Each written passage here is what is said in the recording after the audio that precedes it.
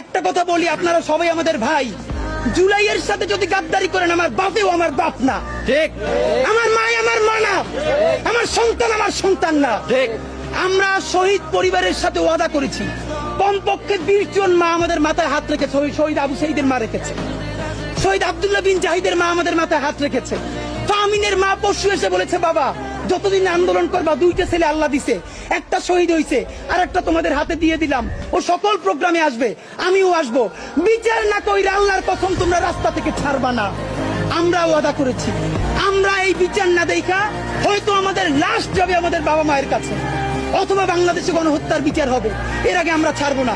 আমাদের এনসিপির ভাইদেরকে জিজ্ঞেস করি, জুলাই জনতাকে নিয়ে তোমরা একটা দল করতে পারো নাই কেন? জবাব দাও।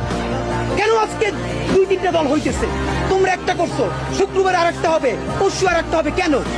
তোমরা কেন একা একা মাস্টার মাইন্ড হইতে গেলে আমারে বলো। ঠিক। তোমরা কেন বললা না এই আন্দোলনের মাস্টার মাইন্ড 18 কোটি জনগণ? ঠিক।